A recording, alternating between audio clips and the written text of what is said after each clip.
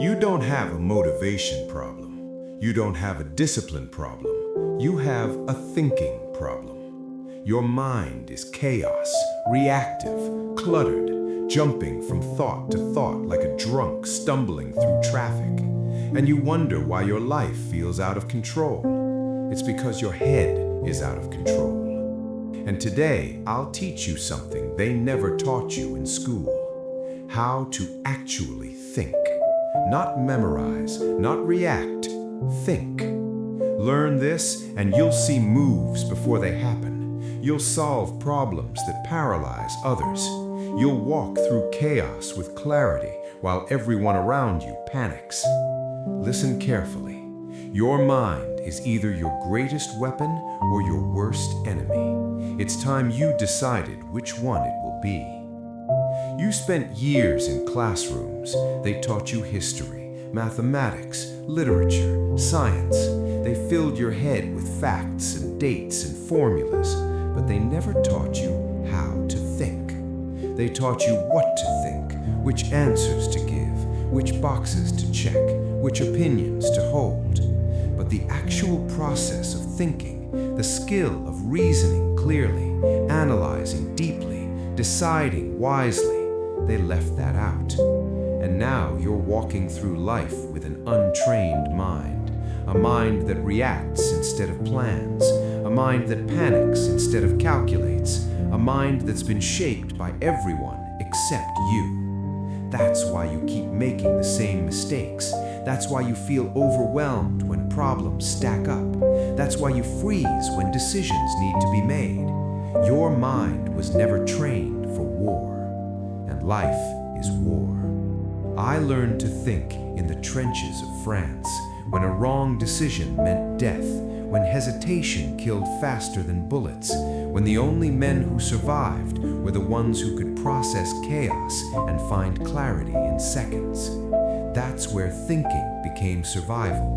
And that's where I learned that an untrained mind is a liability, a weapon pointed at your own head. You need to fix that, and you need to fix it now.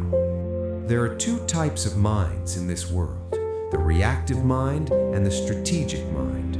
The reactive mind waits for things to happen, then scrambles to respond. It lives in constant crisis mode. Something goes wrong, it panics. Someone says something offensive, it explodes. A problem appears, it flails. This mind is always behind, always catching up, always exhausted. The strategic mind is different. It doesn't wait for events, it anticipates them. It sees the problem before it arrives. It plans the response before it's needed. It moves through life 3 steps ahead, while reactive minds are still processing step 1. Which mind do you have? Be honest. When something goes wrong in your life, what happens? Do you pause, analyze, plan, or do you feel the emotion first and let that drive your actions? When someone insults you, do you respond from strategy or from wounded pride? When a crisis hits, do you think clearly or do you spiral? The answer reveals everything. Animals react. Instinct drives them. A loud noise, they run. A threat appears, they fight or flee. No thought, no calculation, pure impulse. A strategic man is different. He feels the instinct, the fear, the anger, the urge to react, but he doesn't obey it. He pauses, he processes, he asks, what's actually happening here? What do I want the outcome to be? What move serves that outcome? That pause is everything. That pause is the difference between a man who controls his life and a man who's controlled by it. In chess, beginners think one move at a time. They see the board as it is and make a decision based on the present. They lose. Masters think differently. They see the move they're about to make, the response it will trigger, and the move after that.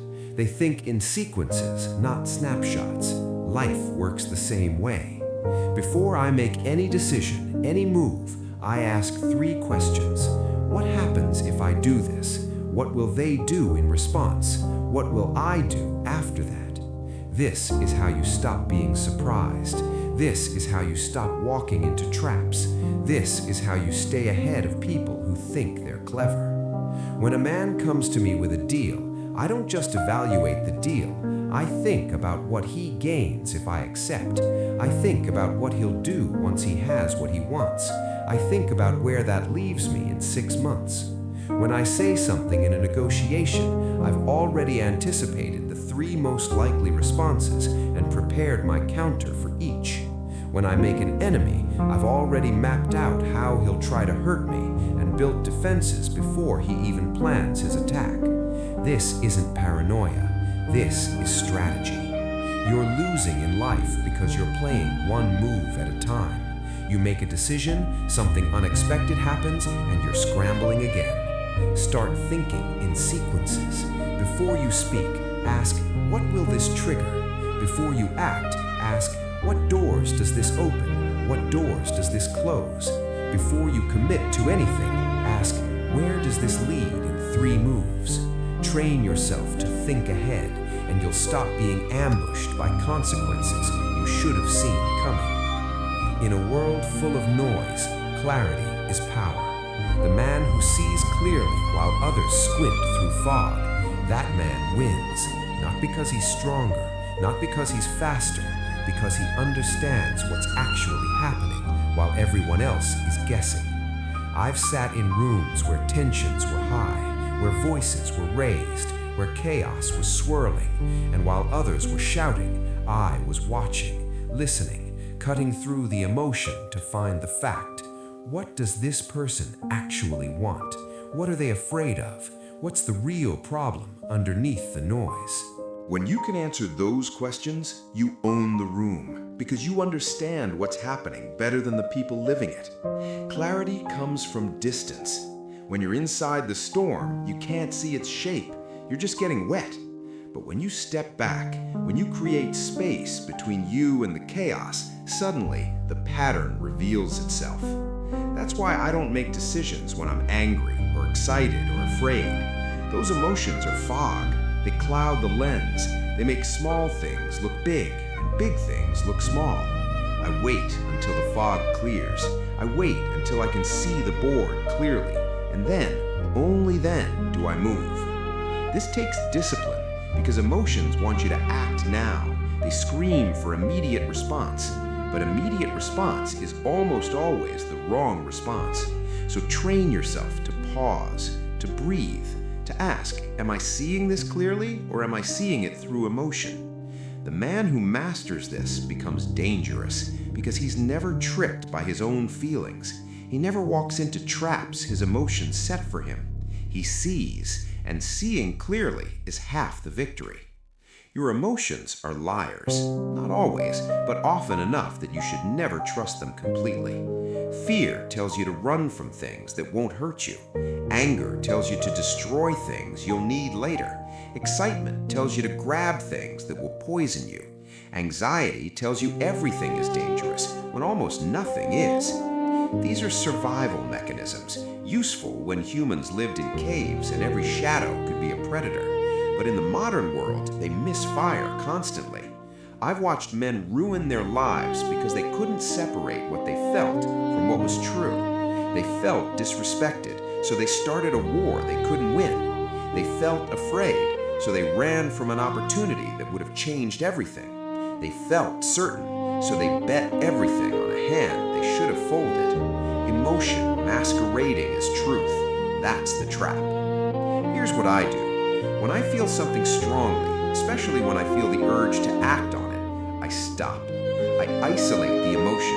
I name it. This is anger. This is fear. This is excitement. Just naming it creates distance. Suddenly, it's not me. It's something I'm experiencing, something I can observe rather than obey. Then I ask, is this emotion giving me accurate information about reality, or is it distorting what I see? 9 times out of 10, it's distorting. The deal that felt dangerous was actually just unfamiliar. The person who felt like an enemy was actually just nervous.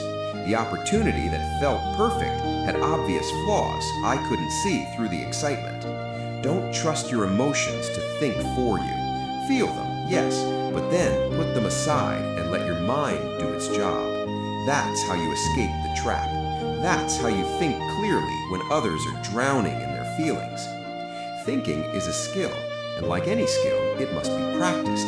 You don't get strong by lifting weights once. You don't get smart by thinking deeply once. You have to train.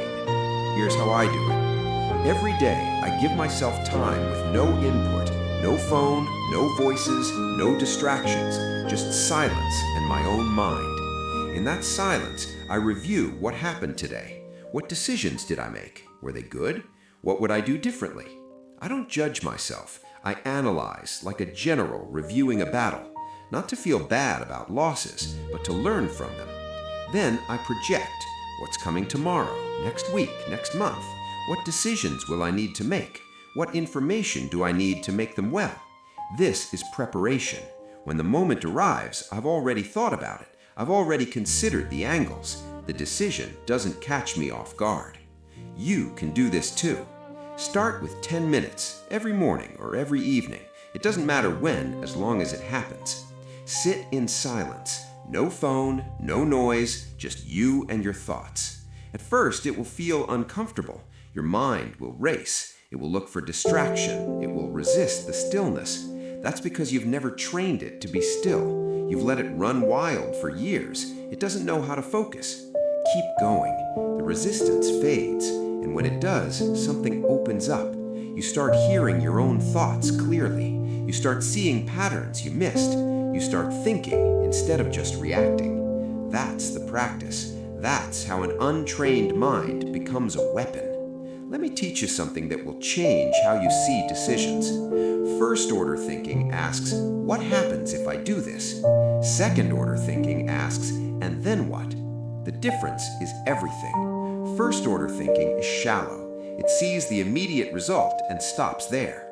It looks at a decision, sees an obvious benefit, and says yes. Second-order thinking goes deeper.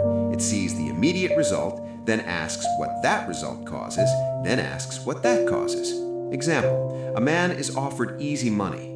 First-order thinking says, I'll have more money. Good. Second-order thinking asks, where does this money come from? What will be expected of me in return? What happens if this source dries up? What happens if someone finds out? What kind of man does this make me over time? Suddenly, the easy money doesn't look so simple. I've made every major decision in my life This way, not just asking what I'll gain today, but asking what chain of events I'm setting in motion. Because every decision is a domino. It doesn't just fall, it knocks something else over. And that thing knocks something else. And before you know it, you're living with consequences you never considered. Train yourself to think in chains. When someone offers you something, don't just ask what you're getting, ask what you're starting. When you're about to act, don't just picture the immediate result. Picture where you'll be in a year if you follow this path. The man who thinks in chains sees further than the man who thinks in moments, and the man who sees further wins. Your mind produces thoughts based on what you feed it.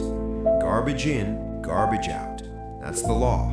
If you fill your head with noise, social media drama, pointless arguments, outrage, gossip, your thinking will be noisy, cluttered, shallow.